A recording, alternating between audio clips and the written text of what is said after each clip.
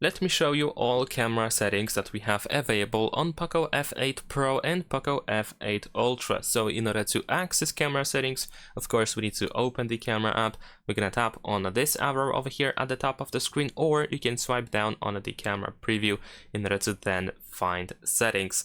Now over here we have three categories. We're gonna start with the photo category, and here we can find the watermark, which can be easily enabled or disabled, and you can choose whichever watermark you want to use, and then you can tap again on the same one in order to make some additional adjustments. You can for example change the content of the watermark and for example add a custom text, at least in some cases, so it looks like this. Besides that, we have AI recommendations that consist of the auto night mode, extended depth of field, supermoon, ultra zoom, and the QR code scanner, and the notifications about orientation, all of which can be enabled or disabled.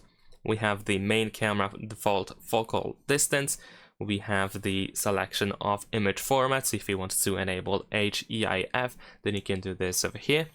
We have the picture quality, which by default is, at least I believe so, set to high, so most likely you don't want to change anything in here.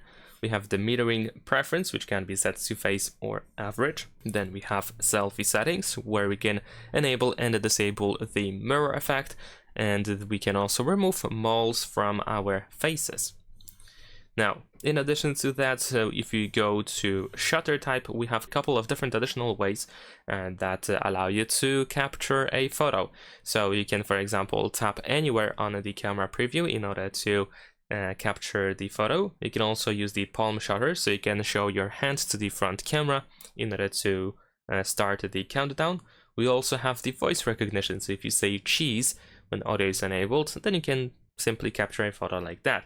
And we have additional shutter, just like it is presented over here. You can drag the shutter button up to create an additional floating shutter. Then we have the motion tracking focus for photo and pro photo mode. We have the adaptive telephoto mode. We can correct lens distortion, and we have display parameters. So we can, for example, show focus peaking, and we have exposure verification and the histogram. Now, video mode consists of the video encoder settings, so you can use HEVC or H.264. We also have audio settings, where you can use the noise reduction. There's also the 3D sound, live in-ear monitor, and source tracking. Then over here we have the motion tracking focus for videos, HDR10+, once again adaptive telephoto, display parameters, which is pretty much exactly the same, but in addition to that we also have the waveform for videos, and automatic frame rate, which reduces the FPS in case there is a low light condition, to make sure that the video can catch up with the image. And then we have general settings, where we can find grid lines. We have two different grid lines that we can use, a rule of thirds or golden ratio. We have the center mark and the leveler or straighten. We have the screensaver option, so when you use camera for over 3 minutes, the screensaver will be displayed to save the battery.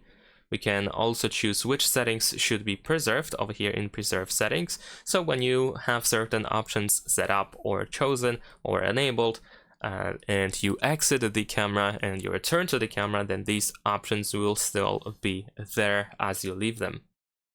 As you leave the camera, I mean.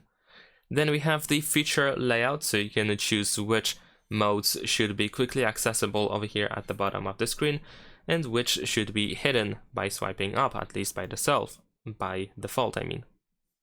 Then we have the camera modes. And in camera modes, we can swipe up in order to open the more panel, or we can have the more tab that is more like a classic style. The camera UI color, so you can change the color of the accents. By default it is yellow, but of course we can switch to a different color.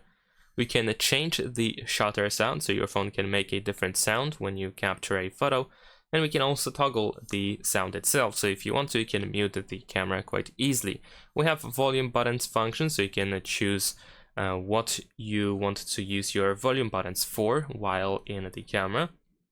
So by default we use it for a timer, so that after 2 seconds the camera will capture a photo.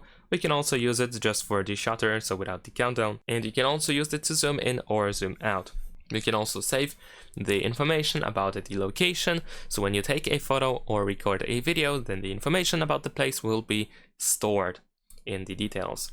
And in other settings, you can just find the pocket mode and type banding.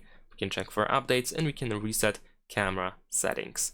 And that is pretty much it in terms of camera settings. Of course, each camera mode has some additional options as well, like for example over here we can toggle the dynamic shot, we have the motion capture, and so on and so forth, so be sure to check that out.